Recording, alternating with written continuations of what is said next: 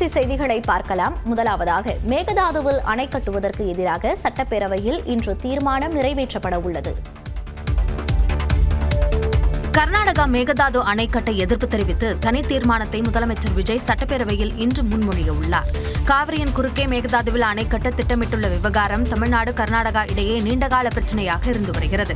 இந்த திட்டம் தமிழ்நாட்டின் டெல்டா மாவட்டங்களின் விவசாய உரிமைகளை பாதிக்கும் என்பதால் தமிழ்நாடு அரசு இதற்கு கடும் எதிர்ப்பு தெரிவித்து வருகிறது. இந்த சூழலில் கர்நாடகாவில் புதிய முதலமைச்சராக பொறுப்பேற்றுள்ள DK சிவகுமார் மேகதாதுவில் அணை கட்டும் முடிவில் தீவிரம் காட்டி வருகிறார். இதனால் கர்நாடக அரசின் மேகதாது அணை திட்டத்திற்கு தொழில்நுட்பம், சுற்றுச்சூழல் உட்பட எவ்வித அனுமதியையும் மத்திய அரசு வழங்கக்கூடாது என வலியுறுத்தி தமிழ்நாடு சட்டப்பேரவையில் தனி தீர்மானம் நிறைவேற்ற தவேக அரசு திட்டமிட்டுள்ளது. அதன்படி கர்நாடக அரசின் விரிவான திட்ட அறிக்கையை பரிசீலிக்கவோ அதன் மீது நடவடிக்கை மேற்கொள்ளவோ கூடாது என மத்திய நீர்வள குழுமத்தை வலியுறுத்தி சட்டப்பேரவையில் இன்று தீர்மானம் நிறைவேற்றப்பட உள்ளது. அரசின் இந்த தனி தீர்மானத்தை முதலமைச்சர் ஜோசப் விஜய் இன்று முன்மொழிய உள்ளார். இருமொழி கொள்கையை தமிழ்நாடு அரசு தொடர்ந்து கடைபிடிக்கும் என்று ஆளுநர் அர்லேக்கர் திட்டவட்டமாக தெரிவித்துள்ளார். The Union government stand that the amount of rupees 3,458 crore due to Tamil Nadu under Samagra Shiksha Abhiyan will be released only if the three-language formula under the National Education Policy is implemented is unacceptable. தமிழ்நாட்டிற்கு வரவேண்டிய ஒவ்வொரு ரூபாயையும் ஆவணப்படுத்தி நிதி பகிர்வில் மத்திய அரசின் பாரபட்சமான அணுகுமுறை அறிக்கையாக வெளியிடப்படும் என்றும் ஆளுநர் தெரிவித்தார். A resolution will be passed in Tamil Nadu Legislative Assembly demanding Tamil Nadu's due share of financial devolution from the taxes contributed to the Union government. Besides passing the resolution, a special legal committee will be constituted to legally pursue the issue up to the Supreme Court in order to secure fair financial devolution. வருவாய் இழப்புகள் மற்றும் அரசு செலவினங்களில் ஏற்படக்கூடிய இழப்புகளை தடுத்து நிதிநிலையை மீண்டும் சீரான பாதைக்கு கொண்டு வந்து தவேக அரசு வாக்குறுதிகளை முழுமையாக நிறைவேற்றும் என்றும் ஆளுநர் அர்லேக்கர் குறிப்பிட்டார். முதலமைச்சர் மற்றும் அமைச்சர்கள் பதவியேற்பு விழாவின் போது தமிழ்தாய் வாழ்த்து மூன்றாவதாக பாடப்பட்டது சர்ச்சையை ஏற்படுத்திய நிலையில் சட்டப்பேரவை கூட்டத்தொடர் தமிழ்தாய் வாழ்த்துடன் தொடங்கியது. இரண்டாவதாக தேசிய கீதம் பாடப்பட்டதுடன் ஆளுநர் உரை முடிந்ததும் மீண்டும் தேசிய கீதம் இசைக்கப்பட்டது. முன்னதாக பேரறிஞர் அண்ணாவின் பொன்மொழியுடன் உரையை தொடங்கிய ஆளுநர் அர்லேக்கர் தனது உரையில் அம்பேத்கர், பெரியார், காமராசர், வேலுநாச்சியார், அஞ்சலி அம்மாள் ஆகியோரையும் சுட்டிக்காட்டி பேசினார். 1967 அண்ணாவும் 1977 எம்ஜிஆரும் ஏற்படுத்திய சரித்திர புரட்சியை 2026 விஜய் தன்னந்தனியாக ஏற்படுத்தியுள்ளதாக பாராட்டு தெரிவித்தார். The Honorable Chief Minister has in a short time achieved a feat of Himalayan scale by bringing about a new renaissance and a great widespread visual revolution in the political landscape of Tamil Nadu. மாநில உரிமை, பெண்கள் பாதுகாப்பு, சமூக நீதி, சம வாய்ப்பு ஆகியவை தவேக அரசின் அடிப்படை கொள்கைகள் என்றும் ஆளுநர் அர்லேக்கர் குறிப்பிட்டார். ஆளுநர் உரை குறித்து எதிர்க்கட்சித் தலைவர்கள் மற்றும் அமைச்சர் ராஜ்மோகன் தெரிவித்த கருத்துக்களை பார்க்கலாம்.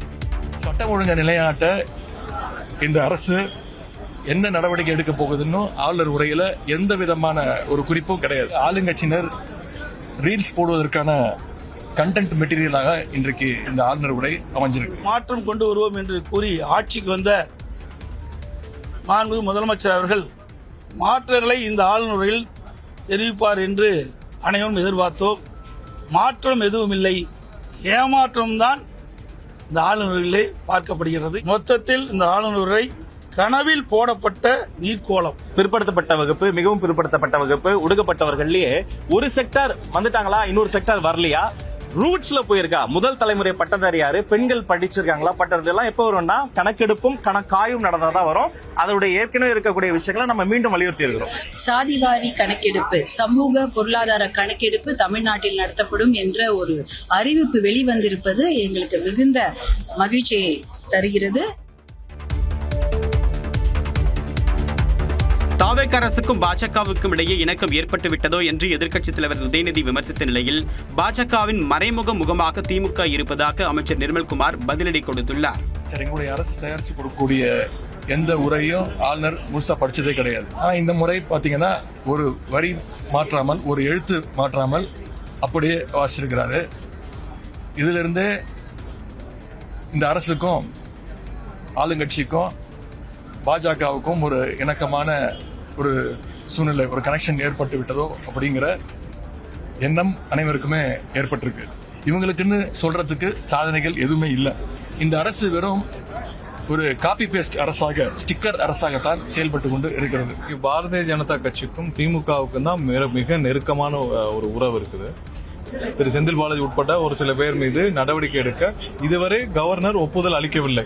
கிட்டத்தட்ட ஒரு வாரத்துக்கு மேல அந்த ஃபைல்கள் எல்லாம் தேங்கி கிடக்குது. அப்ப யாருக்கு மேல மிகவும் இணக்கமாக இருக்கிறது? பாரதிய ஜனதா கட்சியுடைய அனைத்து மறைமுக முகமாக திமுக அங்க இருக்கிறது. அவங்களுடைய வாக்குறுதிகள் என்னென்ன கொடுக்கப்பட்டோம் அதெல்லாம் நிறைவேற்றிருக்கோம். இதெல்லாம் திமுகவுடைய திட்டமா?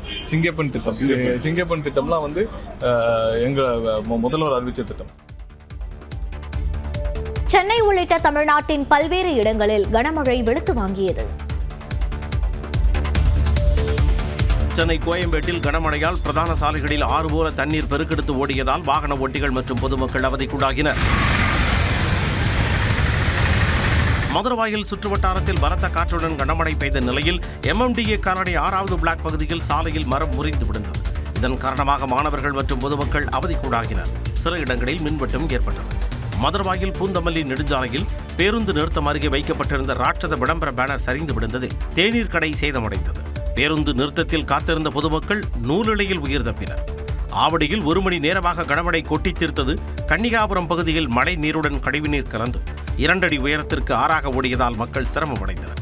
சாக்காட தண்ணி ஸ்கூல்ல இருந்து நடந்தே வர முடியல, ஷூ கட்டிட்டு தான் வரும், முட்டி வரைக்கும் தண்ணி இருக்கு. இது ஹவுசிங் போர்டுண்ணா, ஸ்கூல் போயிட்டு வரோம், ரொம்ப கஷ்டமா இருக்கு. எல்லாம் குழந்தைங்களாம் தண்ணியில் கூட்டின்னு வர வேண்டியதாக இருக்கு. மழைநீர் வடிகால் அமைக்கும் பணியை விரைந்து முடிக்க வேண்டும் என்று மக்கள் கோரிக்கை விடுத்தனர். தமிழ்நாட்டில் பரவலாக பெய்த மழையால் இதமான சூழல் உருவானது. குறிப்பாக திருவண்ணாமலை மாவட்டம் செங்கம் சுற்றுவட்டார பகுதிகளில் இடி மின்னலுடன் கனமழை கொட்டி தீர்த்தது. சுமார் 2 மணி நேரத்திற்கு மேலாக பெய்த மழையால் விவசாயிகள் மகிழ்ச்சி அடைந்தனர்.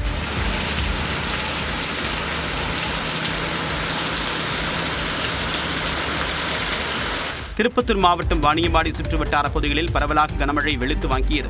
கொடையாஞ்சி, அம்பலூர், சிக்கனாங்குப்பம், சங்கராபுரம், பெரியப்பேட்டை உள்ளிட்ட பகுதிகளில் பெய்த மழையால் சாலைகளில் மழைநீர் பெருக்கெடுத்தது.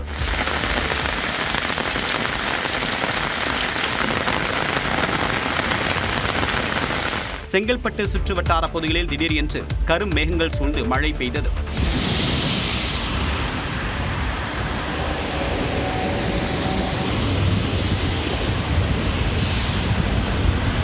உதகையில் 2 மணி நேரத்திற்கு மேலாக கொட்டி தீர்த்த கனமழையால் ரயில்வே பாலத்தின் கீழ் குளம் போல் தண்ணீர் தேங்கியது. இதனால் வாகன ஓட்டிகள் அவதியடைந்தனர்.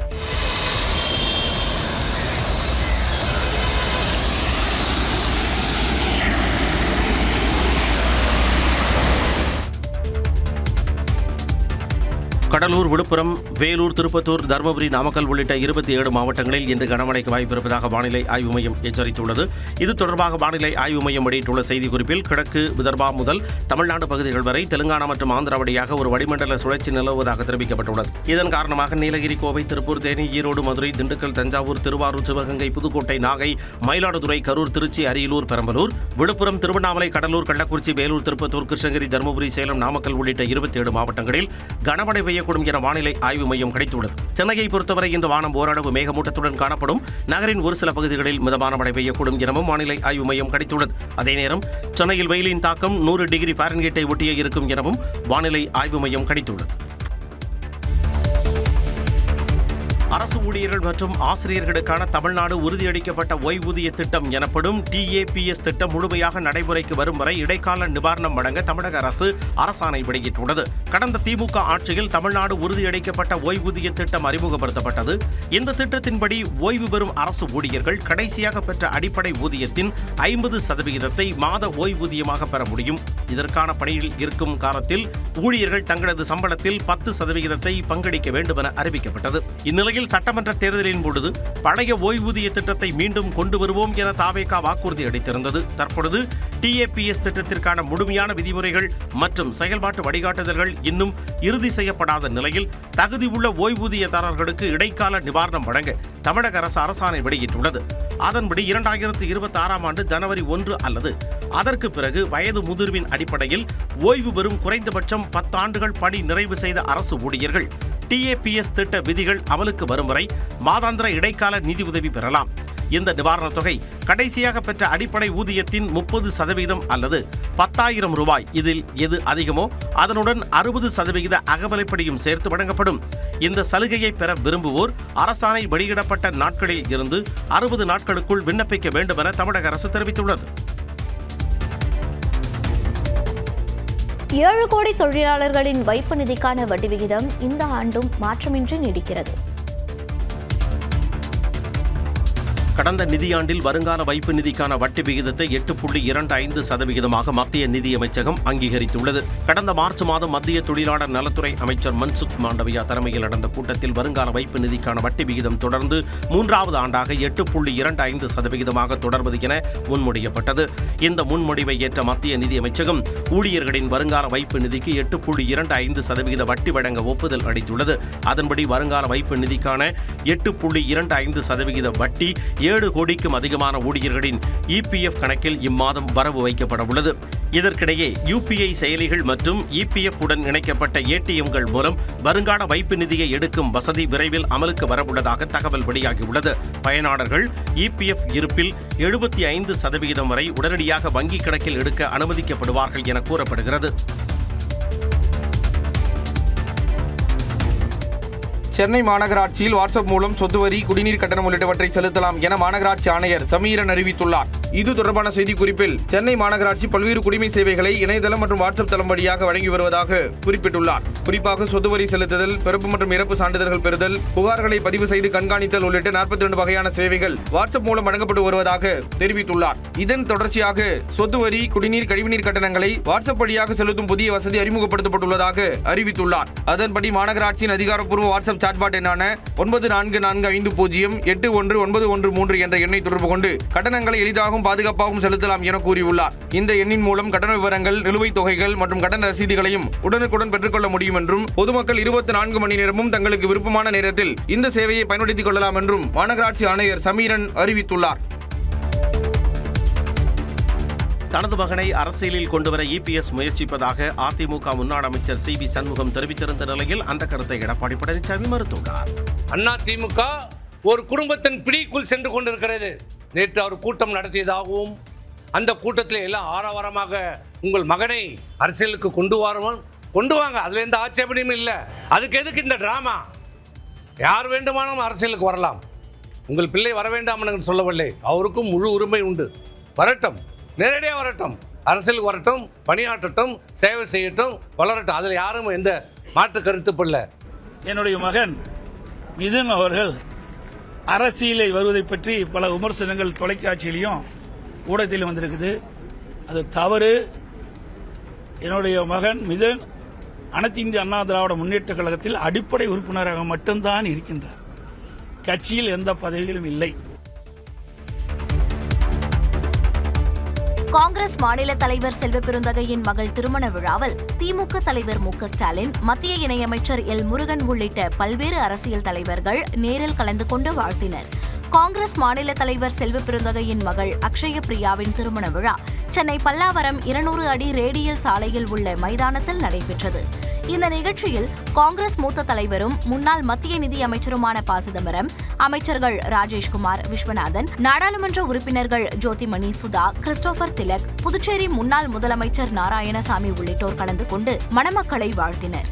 அதேபோல திமுக தலைவரும் முன்னாள் முதலமைச்சருமான மு க ஸ்டாலின், எதிர்க்கட்சித் தலைவர் உதயநிதி, திமுக துணை பொதுச் செயலாளர் கனிமொழி, முன்னாள் அமைச்சர்கள் தங்கம் தென்னரசு, செந்தில் பாலாஜி, அன்பில் மகேஷ், அதிமுக முன்னாள் அமைச்சர் SP வேலுமணி, மதிமுக பொதுச் செயலாளர் வைகோ, விசிக தலைவர் திருமாவளவன், தேமுதிக பொதுச் செயலாளர் பிரேமலதா விஜயகாந்த், இடதுசாரி தலைவர்கள் பே. சண்முகம், முத்தரசன், பாமக தலைவர் அன்புமணி, நாம் தமிழர் கட்சியின் ஒருங்கிணைப்பாளர் சீமான், திராவிட கழக தலைவர் வீரமணி உள்ளிட்ட தலைவர்களும் பங்கேற்று மணமக்களை வாழ்த்தினர்.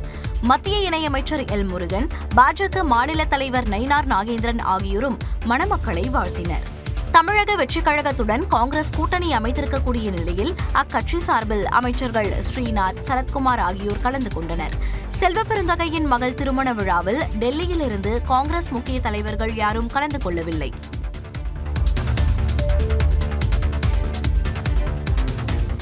இந்திய கம்யூனிஸ்ட் கட்சியின் மூத்த தலைவர் மகேந்திரன் தமிழக வெற்றிக் கழகத்தில் இணைந்தார். சென்னை பனையூரில் உள்ள தாவேகா அலுவலகத்தில் மாற்றுக் கட்சியினர் தாவேகாவில் இணையும் நிகழ்ச்சி நடைபெற்றது. அப்போது தாவேகா பொதுச் செயலாளர் என் ஆனந்த் முன்னிலையில் கம்யூனிஸ்ட் கட்சியின் மூத்த தலைவர் சி மகேந்திரன் தாவேகாவில் இணைந்தார். பின்னர் நியூஸ் 18ற்கு பிரத்யேக பேட்டி அளித்த மகேந்திரன் காசு கொடுக்காமல் தேர்தலில் வென்று தாவேகா புரட்சி செய்திருப்பதாக குறிப்பிட்டார். காசு இல்லாமல் பணம் இல்லாமல் ஒரு தேர்தலிலே வெற்றி பெற முடியும் என்கின்ற ஒரு புதிய சகாப்தத்தை இந்த தேர்தல் உருவாக்கி இருக்கிறது. அதுக்கு அடிப்படை காரணம் நம்முடைய தமிழ்நாட்டினுடைய முதல்வர் விஜய் அவர்களுடைய அரசியல் தான். கம்யூனிஸ்ட் கொள்கைகள் லட்சியங்களை எல்லாம் நான் கைவிட்டு விட்டேன் என்ற அர்த்தம் கிடையாது. அதை பரந்த வெளியில் நான் செயல்படுத்த வேண்டும் என்ற விருப்பத்தோடு தான் இதில் இணைந்திருக்கிறேன். தொடர்ந்து சிவப்பு துண்டுடன் கம்யூனிச வாழ்க்கை முறையோடு பயணிக்க இருப்பதாகவும் மகேந்திரன் தெரிவித்தார். அதேபோல ஓய்வு பெற்ற IPS அதிகாரி ராமசுப்பிரமணியன், அதிமுக முன்னாள் MLAக்கள் ராமஜெயம், ஞானமூர்த்தி, அமமுகவைச் சேர்ந்த முன்னாள் MLA கணபதி உட்பட 200க்கும் மேற்பட்ட மாற்றுக் கட்சியினர் தாவேகாவில் இணைந்தனர். தமிழ்நாடு முழுவதும் பல்வேறு இடங்களில் லஞ்ச ஒழிப்புத்துறை போலீசார் வட்டார போக்குவரத்து அலுவலகங்களில் நடத்திய திடீர் சோதனையில் 32 லட்சம் ரூபாய் அளவுக்கு ரொக்கப்பணம் பறிமுதல் செய்யப்பட்டது. தமிழ்நாட்டில் சென்னை, மதுரை, நெல்லை, கோவை, வேலூர் உள்ளிட்ட பல்வேறு மாவட்டங்களில் உள்ள 40 RTO அலுவலகங்களில் லஞ்ச ஒழிப்புத்துறையினர் சோதனை மேற்கொண்டனர். திருச்சி மேற்கு வட்டார போக்குவரத்து அலுவலகத்தில் நடத்தப்பட்ட சோதனையில் கணக்கில் வராத 1,45,000 ரூபாய் பணம் பறிமுதல் செய்யப்பட்டது. தென்காசி வட்டார போக்குவரத்து அலுவலகத்தில் நடத்தப்பட்ட சோதனையில் சுமார் 1,37,000 ரூபாய் பணம் பறிமுதல் செய்யப்பட்டது. ஈரோடு மாவட்டம் பெருந்துறை வட்டார போக்குவரத்து அலுவலகத்தில் இடைத்தரகர்கள் 2 பிடித்து விசாரித்ததில் கணக்கில் வராத பணம் கைப்பற்றப்பட்டது. நெல்லை வட்டார போக்குவரத்து அலுவலகத்தில் நடத்தப்பட்ட சோதனையில் இடைத்தரகர்கள் தப்பித்து ஓடினர். அலுவலகத்தில் பணியாற்றியவர்களும் பணிகளை அப்படியே விட்டுவிட்டு வெளியேறியதால் பரபரப்பு ஏற்பட்டது. இதேபோல பழனி, விருதுநகர் மாவட்டம் கிருஷ்ணன் கோயில், கோவை மத்திய வட்டார போக்குவரத்து அலுவலகத்திலும், உத்தமபாளையம் மோட்டார் வாகன ஆய்வாளர் அலுவலகத்திலும், கன்னியாகுமரி மாவட்டம் நாகர்கோவில், அரியலூர் வட்டார போக்குவரத்து அலுவலகத்திலும் சோதனையில் ஈடுபட்டனர். சோதனையின் முடிவில் 32 லட்சம் ரூபாய் பறிமுதல் செய்யப்பட்டது. 5.95 லட்சம் ரூபாய் மதிப்பிலான ஜிபே பரிவர்த்தனைகளும் சிக்கின.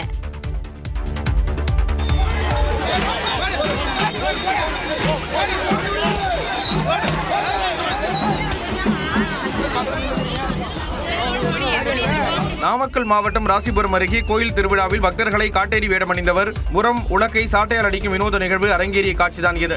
ராசிபுரம் அருகே நாரைக்கிணறு கிராமத்தில் உள்ள வரதராஜ பெருமாள், செல்லியம்மன், மாரியம்மன் கோயிலில் 2 ஆண்டுகளுக்கு ஒருமுறை நடைபெறும் கோயில் திருவிழா கோலாகலமாக நடைபெற்றது. விழாவின் முக்கிய நிகழ்வாக அக்னிசட்டி எடுத்தும் அழகு குத்தியும் பக்தர்கள் நேர்த்தி கடன்களை நிறைவேற்றினர். இதனைத் தொடர்ந்து கருப்பு உடையில் காட்டேரி வேடமணிந்த சிலர் ஏரிக்கரையிலிருந்து பக்தர்களோடு ஊர்வலமாக சென்றனர். அப்போது வழிநெடுகிலும் பக்தர்களை முரம் உலக்கை சாட்டையால் அடிக்கும் வினோத நிகழ்வு நடைபெற்றது.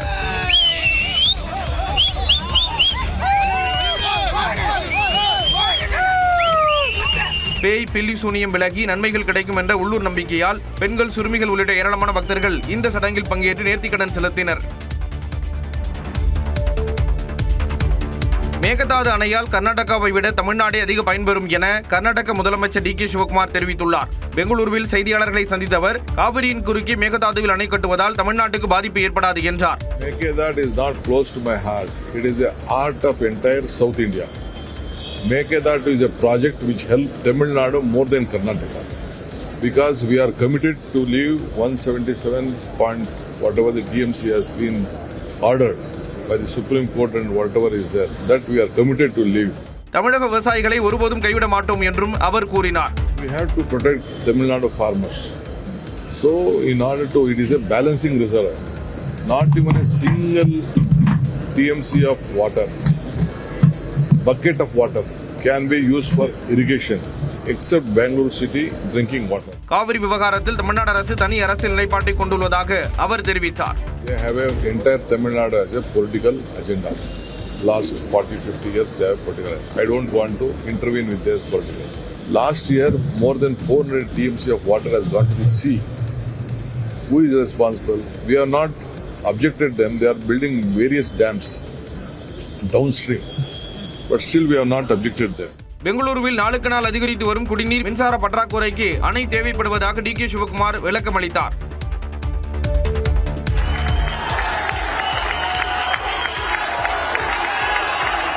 பிரான்ஸ் தலைநகர் பாரிஸில் பிரதமர் நரேந்திர மோடிக்கு இந்திய வம்சாவளியினர் அரங்கம் அதிர உற்சாக வரவேற்பளித்த காட்சிகளை இவை. G7 உச்சி மாநாட்டில் பங்கேற்பதற்காக பிரான்ஸ் நாட்டிற்கு சென்ற பிரதமர் நரேந்திர மோடி நேற்று பாரிஸ் நகரில் இந்திய வம்சாவளியினர் மத்தியில் உரையாற்றினார். அப்போது தொடர்ந்து 12 ஆண்டுகள் இந்தியாவிற்கு சேவை செய்தது தனது வாழ்வின் பெரும் பாக்கியம் என்று கூறினார். இந்தியா எதிர்காலத்திற்கு தயாராவது மட்டுமல்லாமல் அதை தீவிரமாக வடிவமைத்து வருவதாகவும் கடந்த 12 ஆண்டுகளில் இந்தியா அனைத்து துறைகளிலும் பெரும் வளர்ச்சியை கண்டுள்ளதாகவும் பிரதமர் மோடி பெருமிதம் தெரிவித்தார். फ्रांस की टीम के फैंस भारत में बहुत अधिक है. फ्रांस ने इस वर्ल्ड कप की शुरुआत एक जोरदार जीत से शुरू की है. मैं फ्रांस की टीम को बहुत बहुत शुभकामनाएं देता हूं. முன்னதாக விவாடெக் தொழில்நுட்ப மாநாட்டில் பிரான்ஸ் அதிபர் மேக்ரானுடன் இணைந்து பிரதமர் மோடி பங்கேற்றார். இந்நிகழ்ச்சியில் பேசிய பிரதமர் மோடி இந்தியா கல்வி, நிதி, தொலை மருத்துவம், விவசாயம் ஆகியவற்றில் தொழில்நுட்பத்தை அதிக அளவில் பயன்படுத்துவதாக கூறினார். இந்த நிகழ்ச்சிக்கு பின் மேக்ரான் பிரதமர் மோடியை ஆறத் தழுவி விடைபெற்றதோடு பிப்ரவரி மாதம் இந்தியாவிற்கு வருகை தர உள்ளதையும் உணர்ச்சி பூர்வமாக உறுதிப்படுத்தினார். February, I took the commitment that I come just for you. Okay.